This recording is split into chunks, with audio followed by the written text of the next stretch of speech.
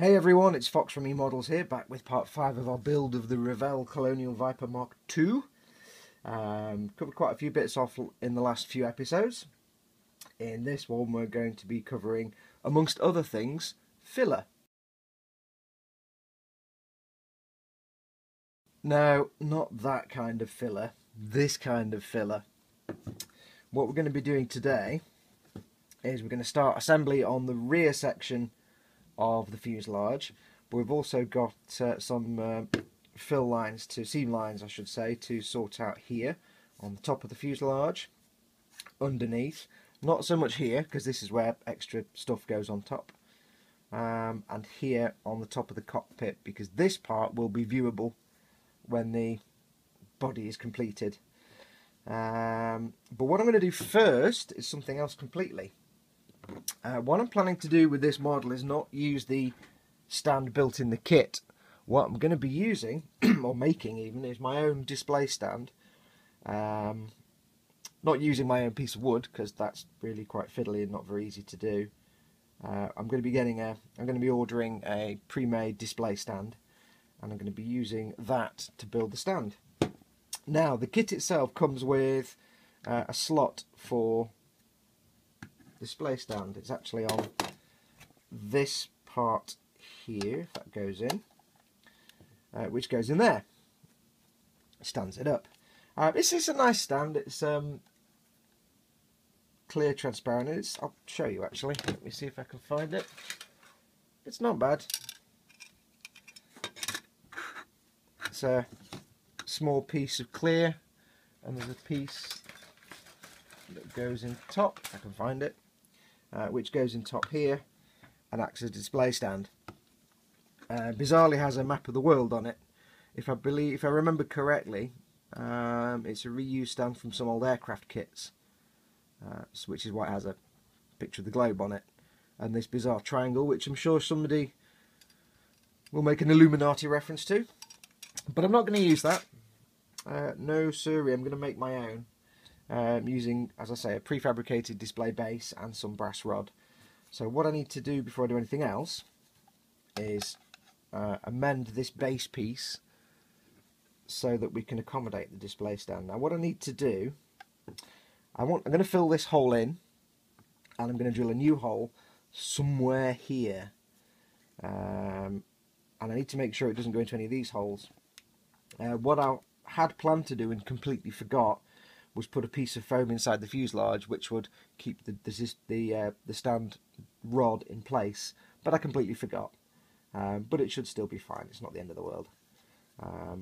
Right, so what I need to do, I've got very shaky hands today. I don't quite know why. It's not like I've been out on the type the night before, so there's been no beer involved. Right, so what I need to do is, you can't really see, but I need to drill it just before this peg. This is the peg that goes into the fuselage. So I need to make a hole just before this peg. So what I am going to do is get my trusty pin vise. Now, there can be a good scientific method to making holes for display stands. In an ideal world, you know the diameter of your brass rod, you know the diameter of your bit, and it all goes swimmingly well. In my world, which has no reality or no comparison at all to well-planned reality, I've got no idea what diameter that drill bit is, and I think my brass rods are 2.3mm, but I don't know. All I know is that I found this drill bit which is just a little bit smaller than my brass rods, so I'm more than happy to use this, and this never comes out of the pin vise because I'd never find it again. So what I'm going to do is make a small hole, just so I know exactly where I'm going to be drilling. So if I make small hole here. My hands are really shaky and I do not know why. It's most disconcerting. So I'm going to make a small hole here. I'm not being too forceful with the pin vise. Just gently making my hole, letting it go through at its own speed. The reason I'm doing it from this side is because I can't see what I'm drilling through on the other side. I don't know where this locating tab is, so this way I can be sure that I'm drilling through a place on the fuselage where there's no other holes. That's the plan anyway. And what do we know about plans? They usually get screwed up. Mine do anyway. So I'm just going slowly. Nothing fast, nothing major. I'm not pushing down at all. I'm using both hands just to keep, I don't know if you can see this, using both hands just to make sure it stays straight. And I should hopefully at some point start to see that come through. Just get these shavings out of the way. No, it's not gone very far at all. Hooray. It's quite tough plastic, this. I don't know if you can see all this. No, all you can see is my, just checking my screen, all you can see is my hands. Fantastic.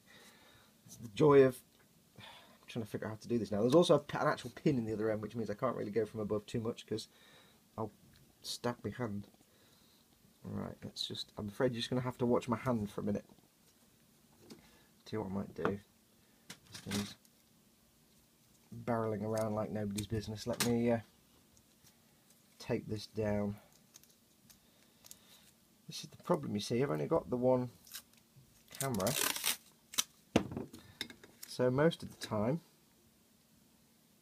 you watch the back of my hands, which is not very exciting at all.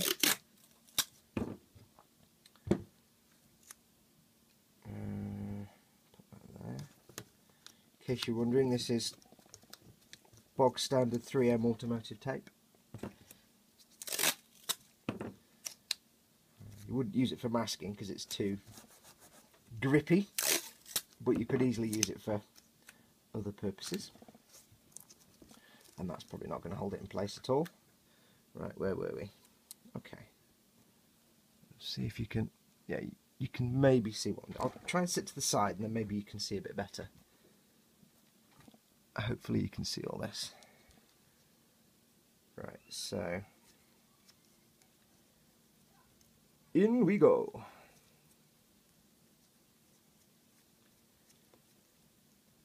The thrills, the spills, the pure excitement as I drill a hole by hand in some plastic.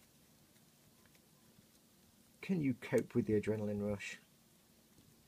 I know I can. I think I'm getting some green coming through, so I think I've gone through to my cutting board. It's probably not brilliant. Yeah, there we go. Right, let's get this off.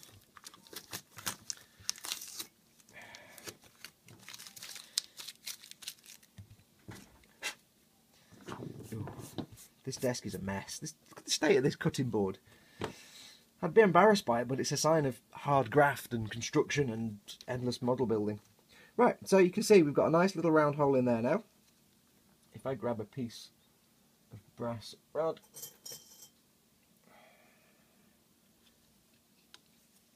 that's too small. Let's grab a slightly bigger piece of brass rod. There we go. These are pieces of brass rod I got from eModels. I think they are 2.3 and 2 mil. I'm not 100% sure. This is slightly fatter. Now what this is, what you can see here is this is not going to go in that hole, but that's what I want. Because I forgot to put a piece of foam inside, what I tend to do, I'll see if I can find one, hang on. No, can't find one, never mind. Oh, no, nope, can't find one. I've got some small blocks of foam that came inside, a bit like that, but harder. Inside a box with an electronic device in it, and they were just the packing to keep it in place. And it's really dense foam, and it's really handy for, firstly, for sticking things in while I'm painting them. There may be some pauses today, as you don't know if you just heard that. There is some building work going on next door. So I'm going to quickly pause this video, and I'll wait till they've stopped drilling. So back in a second. Sorry about this. Back in a second.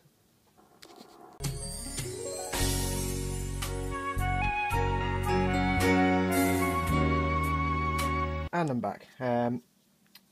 Right.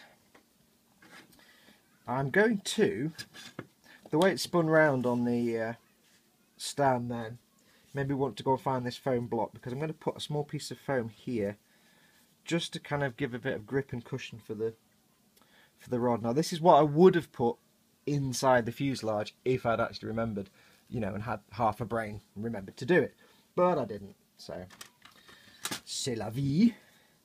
So I need to cut a little block. It's quite firm. It actually came inside the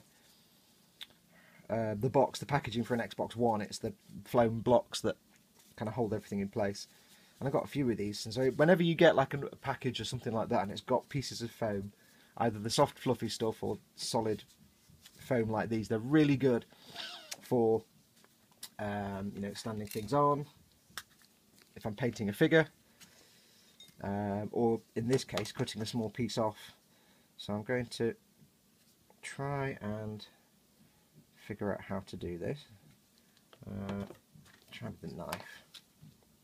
I don't need a massive piece. I don't want it so big that it gets in the way of the other piece here. I just want a small piece, just big enough to give me some grip. This is an old modelling knife. I've got several, but when they start to get a bit dull, I just mark them as scruff, and then they're good for the hardcore cutting tasks. So let's give that a cut there. One other little thing as well about these cutting mats. I read somewhere recently somebody was saying, why does everybody keep working on these green mats? What's that all about? If you haven't got one, there's a couple of reasons to get a cutting mat. One, wherever you're working, be it a dining room, bedroom, whatever, having a cutting mat stops you cutting into that table, so you don't get told off by your wife, mother, significant other. Let's see if this fits. That's going to be too tall, I think. Stops you marking up your table, basically. So if you don't have a permanent modelling station, it's too tall, then it's a really good way to have somewhere to work that's not going to get scruffed up by the knife. This is quite precarious. Do be careful when you're using knives. I shouldn't really need to say that. Always cut away from yourself, and so on and so on. I'm sure you know how to use a knife. Yeah, so they stop this table getting scruffed up. They look kind of professional until you put glue on it and take all the markings off, which is why, like I said last time, this one's turned upside down. Duh. But the other reason is, well, they make your blades last a bit longer, because you're not cutting into a wooden table or anything like that. You're not hacking into wood with the blade. Perfect. Look at that. So it gives your blade a bit more life. It's not being dulled by cutting into wood or what have you. Especially if you use your knife for cutting things like decals or masking tape. Although it's counterintuitive, cutting things like paper really dulls the blade quite quickly. So now you know. I am going to, if I can find it, dot a little bit of super glue on here, just to glue it in. I would use polystyrene cement, but it's soft foam, it's not really polystyrene, so I don't need to be too delicate with this. This is just purely to attach. I'm using Tamiya's CA glue, and it's CA glue dispenser, which is super handy. Blob that in there. Oops. Blob that in there. Doesn't need to be pretty, doesn't need to be stylish. Nobody's ever going to see this, and it's purely structural, so it'll probably eventually come loose, but it's not supposed to provide any structural support. It's purely just to grip the rod. Now it looks like I'm really getting shaky hands here. It's not. It's because you have to push quite hard on these buttons to get the cement to come out. So I'm not that old and feeble. Well, I am, sort of. Wow. Stuff does not want to come out. There's a big hole. It does have a little pin on the on the inside of the lid. Excuse me. So there we go. That's better. Had some schmutz in my nozzle. Again, apologies if all you can see is my hand on my head. I'm just coating it on now, big styling. Paintbrush. Just press it down, because I don't want to stick my finger to it. Okay, this will purely just give, I mean, there's a million different ways of making stands. Don't take my way of doing it as anything more than just the way I happen to do it, because it works for me. There's a million different ways of doing display stands, a million different methods. Ideally, the proper way is to install a nut, standard nut and bolt nut, on the inside, and a nut in the base of the base. You have ideally what you would have is, you have your base, there'd be a hole in the top where the brass rod or your support rod would go in. Underneath will be another hole, but slightly bigger. It'd be a countersunk hole in the base, and in that you would install, well, you would have the tube going through. You would put in the nut and tighten it. On the other end in the model, you would have a nut permanently installed in the model, just above the hole, and then thread on either end of the brass rod, so that you can then screw the model on and screw the base to the brass rod. That's probably the best way of doing it, but it does require you to have standard size rods, support rods, nuts that fit those rods, and also a tool for putting the thread on the metal rod. I do have the tool for putting the thread on the metal rod. Unfortunately, I don't have the metal rod that's a standard size, so I'm having to go with this method for now. But this is if you've never done it before, this is a nice, quick and simple way to do a display stand. Let me just double check the focus. Excuse me. It's a good way to do a simple display stand. An attachment. I mean, most times, as long as the hole's just about big enough, you can stick a rod in the bottom of your model. If it's goes in quite far, it'll be nicely supported. If it's a resin model, it'll be nicely supported. Things to watch for are the model slipping or rotating or moving around, but then, as I said before, you can angle the model on the stand, and that might stop that happening. But this bit of foam should give me some extra grip. I'm going to have to leave that for a while to dry, so just clean this off. I'll tell you, today is absolutely beautiful outside, and I'm sweating here like nobody's business because it's really warm. Oops, find the hole. Doesn't help when I've got these bizarrely shaky hands today. Right, so we've got that glued in. So I'm going to leave that for a little bit, just to set. I need to put this piece on first to the fuselage, so I need to wait for it to dry. I'm going to pause the tape. When I come back, this will have dried, and we'll start sticking bits on, and then we can start filling in. So stay tuned. Okie dokie. The foam is now dried. I've drilled a small hole through it with the same pin vise as before. Took like a millisecond. There's no resistance. That now has a hole going through the foam, so that when the rod goes through this hole and then into that hole, it's got this between it, just for a bit of grip. So let's get gluing. Let's have a look at the instructions. Right, so not complicated, as I've said before. Basically, instructions telling you to glue on the base plate. Now you can build it with either landing gear down or up. It's one or the other, so it gives you the option of both. I've done it with landing gear up because it's far more interesting than landing gear down, and I didn't fancy building a landing strip. Then build the wings, but I've kind of already done that. Attach the wings. Sorry, jumping ahead there. Put the base on, put the engine cowlings, intake cowlings, wings, and then the rest of the engine parts.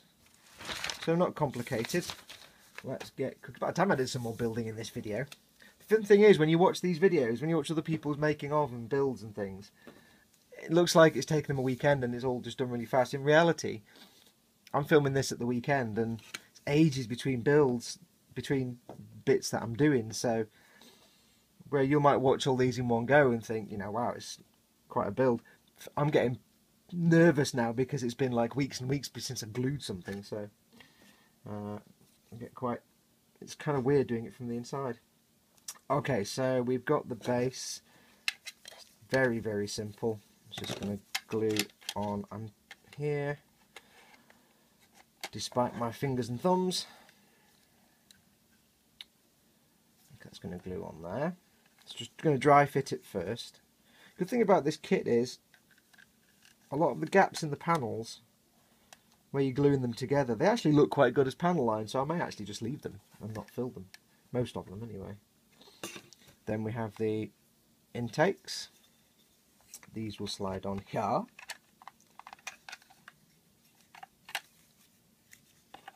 Wrong way around.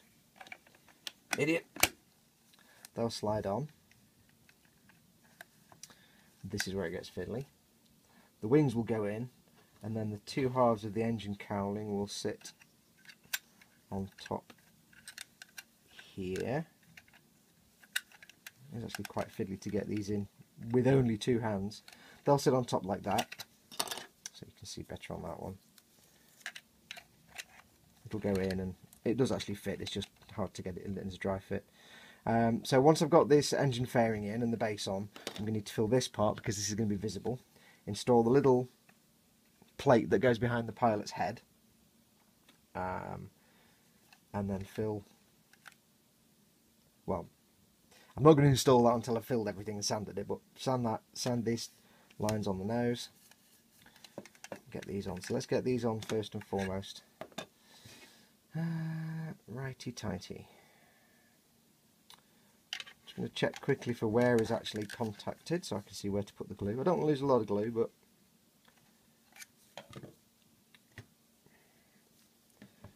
again, using that tip I learnt last week, I've got my glue on a little base. Oops.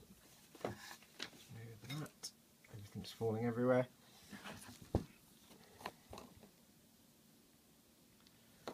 Found my glue brush. Glue brush is just a fine old brush that's no longer used for paint. So the main points of contact are that tab and just the edges here, it seems, and then the actual line. So what I shall do is get some glue on the tab. I hope you can see all this.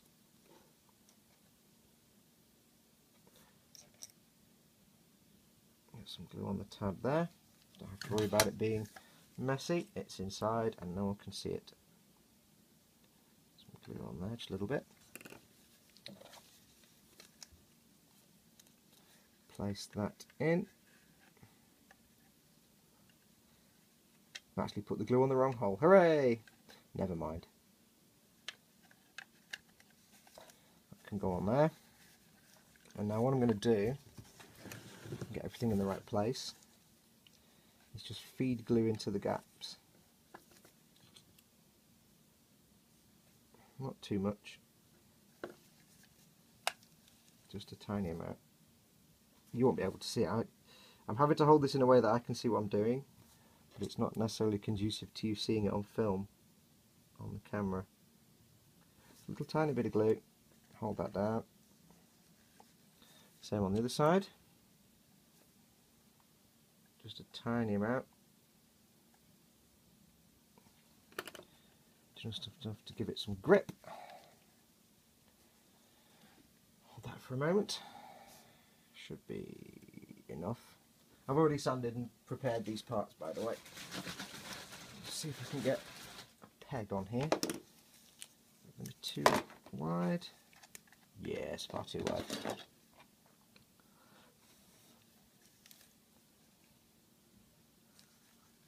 Just to give me some grip, and then I can do the rest of it. So before that sets too hard, I need to get the intakes in.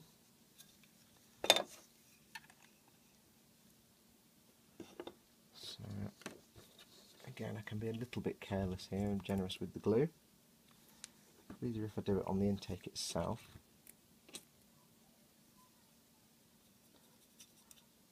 Just a small amount. Do it on the top as well.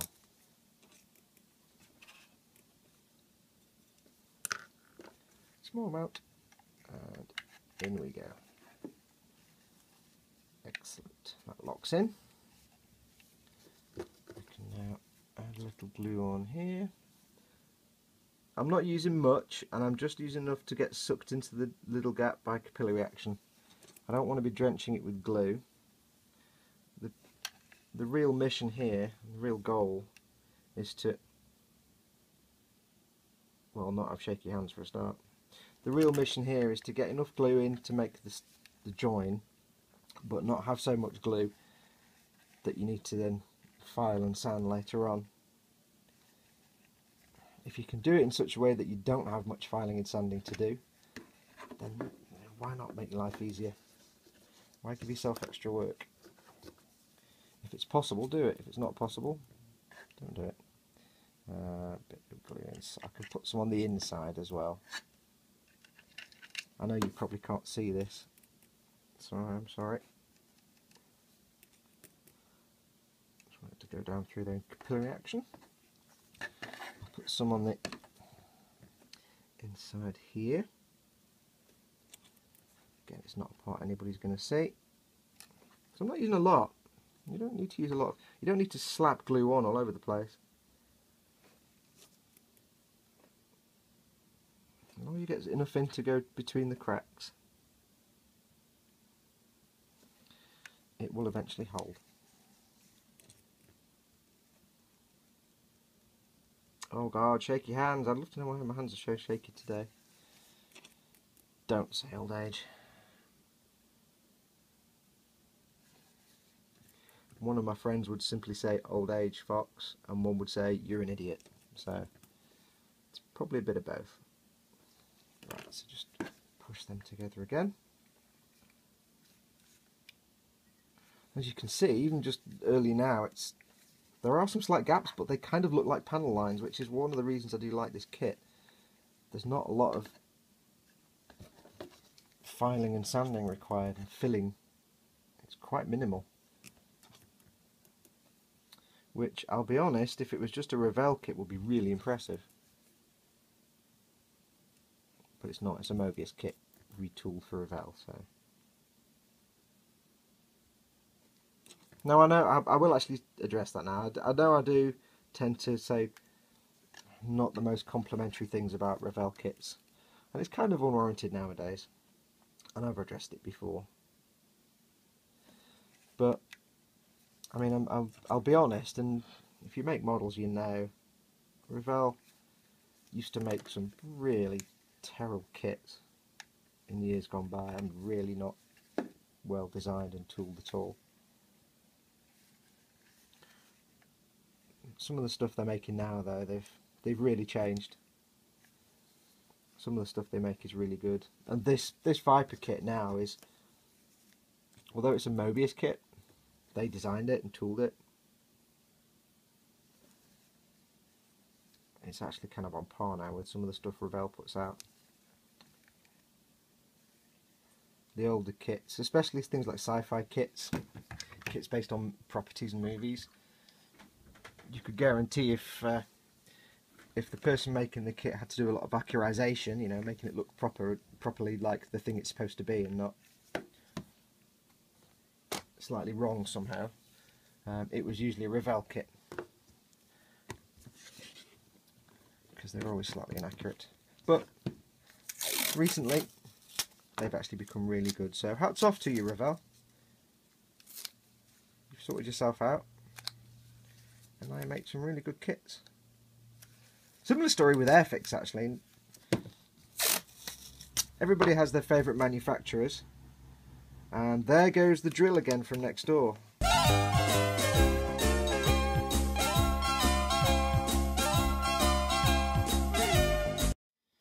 And we're back again. Okay, this is at about half an hour to 45 minutes to set properly. So we'll get the tape off. Yeah. There, get off. Get this off. As I said before, this is a 3M tape. It's designed really for the auto industry.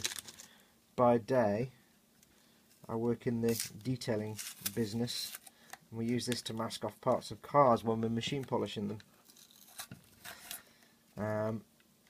And it's too high tack for putting onto paintwork. As you can see, I'm struggling to get it off. It's too high tack to put on your painted model. It'll just pull the paint right off.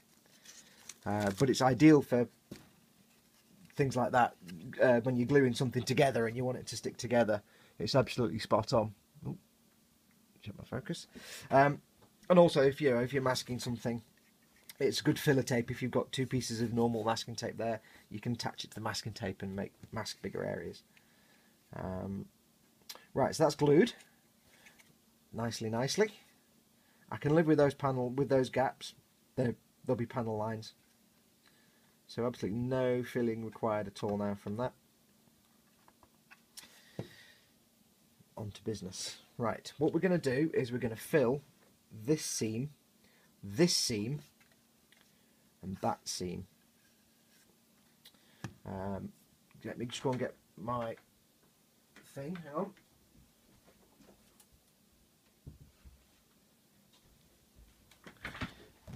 Right. What we will need is some filler. I'm using Tamiya. I never know the right way to pronounce that, if it's Tamiya or Tamiya. I think I'll start saying Tamiya, it sounds better. Tamiya white putty, which is a fine filling putty. I have got some Humbrol putty as well, but it seems to come out kind of liquidy at the moment. It comes out sometimes like putty and sometimes like a sort of gloopy mess. So, right. I will need some masking tape. Standard Tamiya masking tape. If somebody can tell me in the comments the correct way to pronounce Tamiya. I've been saying Tamiya for years, but I'm thinking lately it's Tamiya. And I also have 1/2 of an old pair of tweezers. It's a spatula tweezer. Ideal for being a spatula. So all I did was snap them in half, and now I've got 2 spatulas. Okay, when we're masking off seams, it's not hard, it's not complicated, but it's easy to mess up, more so on the sanding stage. We basically want to get some filler on that line. Now it does actually feel more like a raised line, but there's a slight step there between this side and that side. So what we're going to do is we're going to put a line of filler here, give it time to dry, and then we will sand it down so that it's virtually invisible. Now you could just slap filler on, but you'd have a devil of a time then trying to get it to smooth and blend in with the surface. So I'm going to teach you a little trick that I'm sure at some point somebody called fencing. And I'm also going to peel off a slightly bigger piece of tape as well.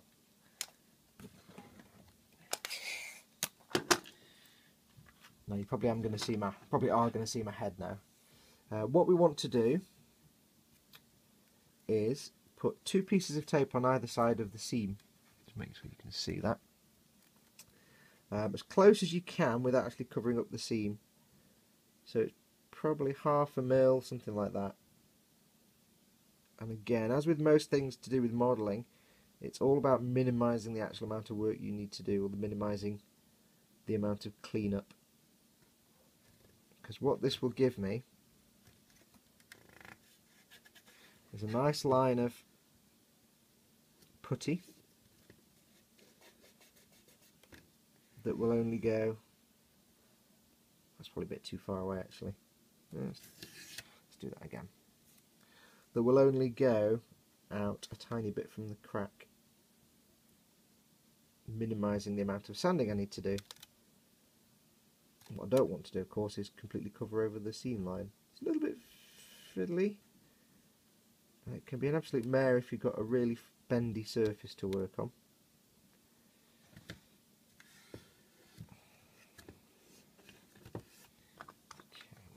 Okay, on the other side. If you've not got one of these Tamiya, I really must. I'm just going to say Tamiya from now on. I can't keep saying both. If you've not got one of these little tape dispensers from that company, they're really cool. Get one. You can get them from eModels, of course, and anywhere that sells Tamiya stuff. Get this near the seam.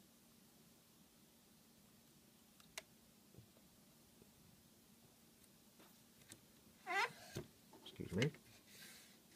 There we go. A bit wide on that side. the eagle-eyed amongst you, and you would be eagle-eyed on this video, you probably can't see it, will note that I'm going over a seam line here, a panel line that goes around. We'll have to do something with that later.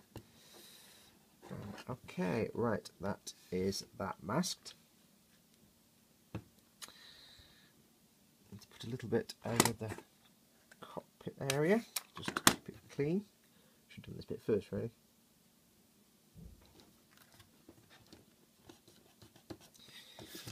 Okie dokie. So now we have this little fenced area, which is where I want the putty to go. It means we can be a bit less delicate with the putty and not have to worry too much. So I need something to mix my putty onto. That's a good question. I'm glad you asked me that question. That will do. Inside an old coffee jar. So I need a, although it's kind of white, which isn't handy for the putty. Never mind. So I need a squidge of the putty. I'm usually quite generous with this. I don't even know if you can see that on the white jar interior, but give it a quick mix. It's quite stodgy. It's a bit stinky. We're not going for a big thick dot of it really, we're just going for some coverage. It does set quite quickly, so now all we need to do is simply spoon, or well, spatula this on. Again, because we've got the tape there, we don't need to worry if it's going all wobbly at the sides, because that's not really relevant. I'll show you why in a second. Now I will be honest with you, filling is one of my major bugbears. I'm absolutely useless at it most of the time. If I can get away without having to fill a gap by using some other method like super glue or liquid cement, then I will do. You see this? Yeah, you can see this. I'm probably putting on too much. Oops, too much here, but it's all for science or something. And it doesn't matter if it's rough and ready on the surface, because we're going to sand it anyway. And because you're going to be sanding it off, and because you've masked off the edges, don't worry about putting too much on. Because if you put too much on, you just end up with a big tall sort of little fence of putty. And what do you do with that? You sand it down. Because that's what you're going to do anyway.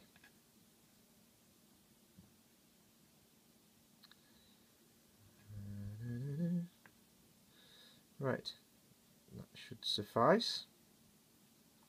I'm not fussed about the little gap there, the canopy's going to go over that. So, if you make cakes for a living, it's a bit like putting icing on, except it's thicker and stinks more, and you probably wouldn't want to eat it. Now I'm thinking about cakes and I'm really hungry. Right, so, filled. I shall now do the same on this top piece. Should really mask this off first, but you can probably see about this much once it's finished, so I'm going to have to do the whole thing. You'll be glad to know next door seems to have stopped drilling, but they have progressed to hitting something with a hammer. I don't know if you can... Ooh, idiot. I don't know if you can hear them. I doubt it. It's quite a fiddly little piece.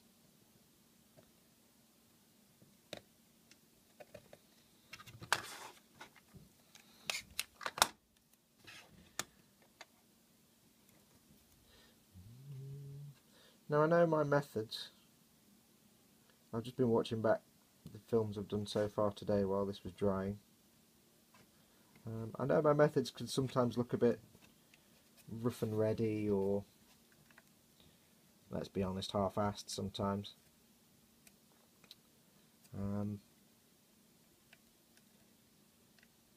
But like I've said before, I'm not a professional.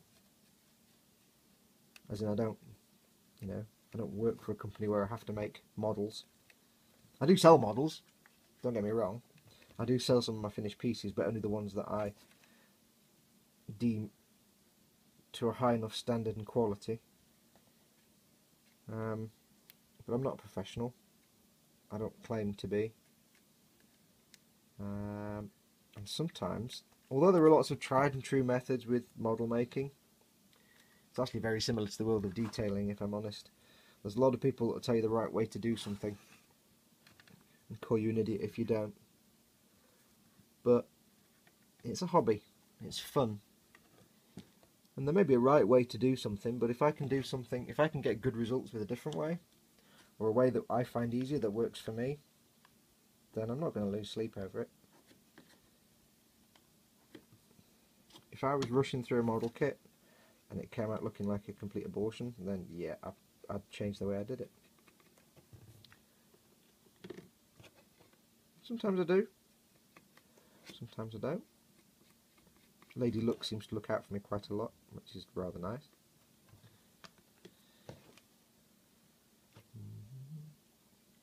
But at the end of the day, whatever you're making, if you're starting out, by all means, and it's strongly recommended, read up, especially in this age of internets, read up on how to do something. See how other people do it, just to get the idea. Once you've done that, try it yourself. You might have a natural flair for it. You might completely suck at that particular way of doing it. But if you do, if you see somebody saying, yeah, you should do this, this and this, and you try it and you're rubbish, don't give up. Go back and look at other ways of doing it. See if anybody else can suggest a different way. And if they do and you suck at that, then don't give up even more. Think about it, plan it, see if you can find your own way of doing it. Ultimately, do whatever works for you. Okay, right. I'm going to give it a minute, and then I'll show you how the magic trick works. It's actually quite firm. What I'm going to do is not give it a minute at all, because it's going setting quite fast. This is why you mask these things off. What we're going to do now is remove this tape. Now the critical thing here is don't pull it up, pull it back on itself. As long as it's set a little bit, not the gloopy. Ready? Let's give it a go. This can either go one of two ways. Yes. Yes. Outstanding, Marine. Let's try the other one. Oops. Darn it. Ready? 2. 2, 3, go! Whoa, look at that! Get in! Ooh, yes, yes! Fantabulous! That's exactly what I was aiming for. Da, da, da, da. Yes, happy face. I do love it when something works and doesn't just go completely to pot. He says, censoring himself. So, nice straight line of filler. I wonder if you can see that. Let's see if I can get a close-up view. Actually do the focus this week. So you've got a nice straight line of filler there now. Fills any gaps or steps. It was more of a step in this case than a gap. It wasn't really a gap. Just one side was slightly higher than the other. Nice line of filler there. And what the next step will be, I mean, I'll go away in a minute and I'll put filler on here as well. I need to let this dry properly so I'm not messing this up. The next step then is simply, I'll give you a front view, if you can see it. I want to kind of do things in reverse here.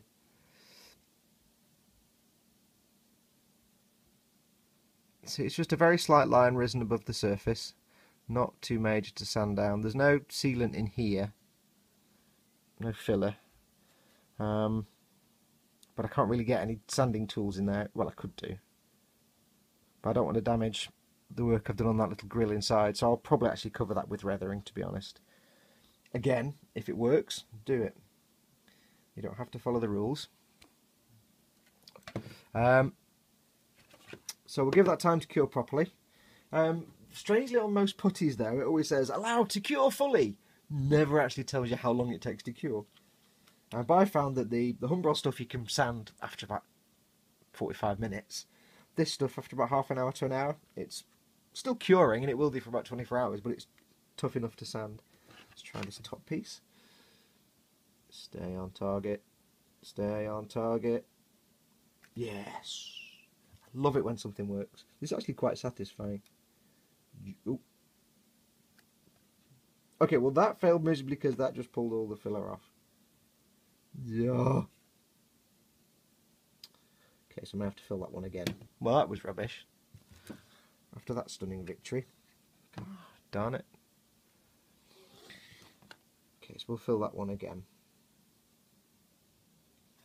Then once these are filled, they need to be filed. Once those are filed and smoothed, we can get the rest of the fuselage together. Start some priming. Start the painting process. Okay, right, well I'll go away and let this dry for a little bit. And I'll come back and do the base, and then we'll call that quits for today once I've done all those. So, back in a second. Okay, right, we've given that some time to dry. I've done the underside as well. Same process, tape, filler. I went round the edge on that one as well. I should have done that on here really. But I'm keen to get this done and get this video off to you, so I might do that little bit off camera. But that's done. Before I go any further, two things to point out that I've just suddenly realised. My hands look really filthy and scruffy. They're not. I'm actually working on about 3 different models at the same time, so that's mostly paint and primer. I just haven't had a chance to, I've kind of been really busy today, so you get in the efforts of my labours at the same time as me building this. And second of all, somebody did ask me, the thing you keep seeing in shot is this little magnifying visor. Basically, to help me see the tiny details, it comes with an extra lens that you can put inside for really close-up viewing. But if you're like me, getting on a bit, can't really see the things that you could see when you were a lot younger, these are really great to grab your head. You can see close-up details. Great if you're doing lots of fine painting and tiny lines. I'm pretty sure eModels have these or similar in stock, but you can pick them up in a lot of different places. But obviously go to eModels first to see if they've got one. There's all various ones. You can get ones with lights on. I don't really know what they're called, but I just call it my space helmet of seeing or something along those lines. But yeah, that's what I wear. So whenever you see that bob into shot, if I'm doing some close-up work, I can't see it well enough otherwise. So there you go. Thought I'd answer those. So I'm not that scruffy, and yes, that's the thing you keep seeing on the screen. Right, let's get this sanded and filed down. So I'm going to need some sanding sticks, 1, 2, and my trusty sanding block of random origins. Right, what I'm going to do, I might go straight for the sanding block. As I've said before, I have no idea what grit this is. It could be 2000, it could be 1500, probably not 1500. But it's quite good because it's squishy and conforms to shapes. So I'm just going to very gently sand this down so it starts to conform. It should be cured enough. Now I left it for about an hour or so. It should be cured enough to dry.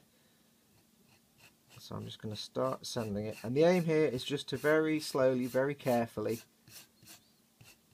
get this down so it fits flush with the rest of the ship. Now you know I'm going along the line of the line, for want of a better phrase.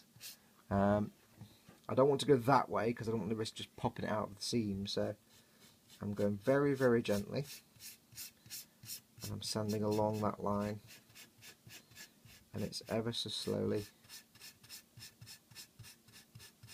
filing down. This may take some time and not be exactly fascinating viewing. The reason I'm using this though is because I don't know if you can see, when I sand it, it conforms to the shape of the hull. So if I use a stick, it's just going to be a flat sand straight on, and that might just change the shape of the hull. So I want to try and keep this curved shape here if I can. So I'll just up and down the line. I want to try and have as little impact as possible on the rest of the hull. And it's important, you can't see me doing this, but I'm holding it up to the light to see how I'm doing. It's kind of flush on one side and not on the other. Excellent. So I'm going to go sideways. I'm having just said that, I'm going to go sideways a bit now to try and even that. It's kind of a brute force method way of filling seams, really. But a very gentle brute force way of doing it.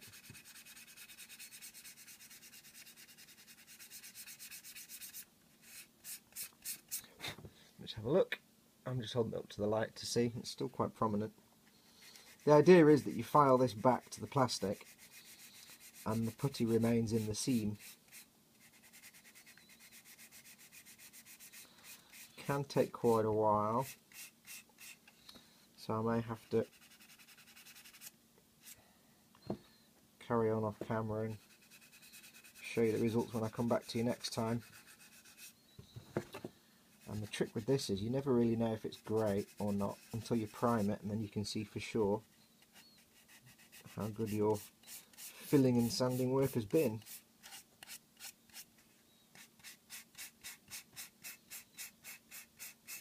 It's flat enough now that I can do it this way and it's not going to pull all the filler out, so, well, hopefully anyway. Who's to say it's not going to go horribly wrong?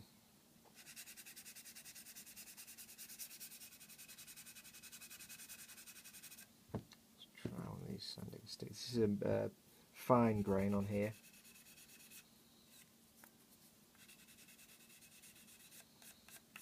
It's starting to chip away, but that's the stuff on the surface that I'm not too fussed about.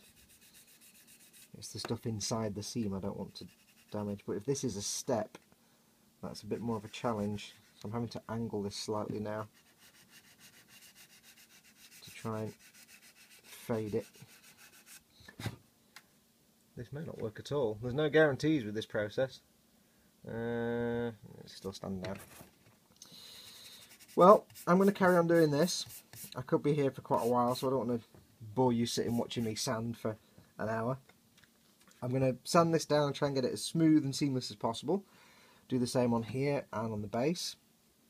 At the same time, trying to minimise any damage to raised surface detail and panel lines. These will need to be scribed out again because they will get sanded down, and they're already filled in anyway. So I shall leave you for this week. When we come back, that will be sanded down. We can get the rest of the engine fairing and stuff on, and hopefully start with the priming and painting. As I said way back at the start, this is really, ideally I'm talking to beginners or people who are just getting into the modelling world, habit, addiction, whatever you want to call it. So when I do the painting, I will most likely be using rattle cans, not a spray gun. Let me just change the focus. Purely because if you're just starting out, you may not want to go off and spend, you know, a considerable amount of money on a very good spray gun and a compressor and everything else to then find you don't have that much fun, or it's not something you're going to keep doing. So when you're just starting out, it's quite good to use things like rattle cans and stuff just to ease yourself in and get used to the techniques, and then you can start getting the proper equipment. So we'll probably do rattle can spraying because you can get some excellent results. I usually do. So that's it for this time. As always, thank you very much for watching.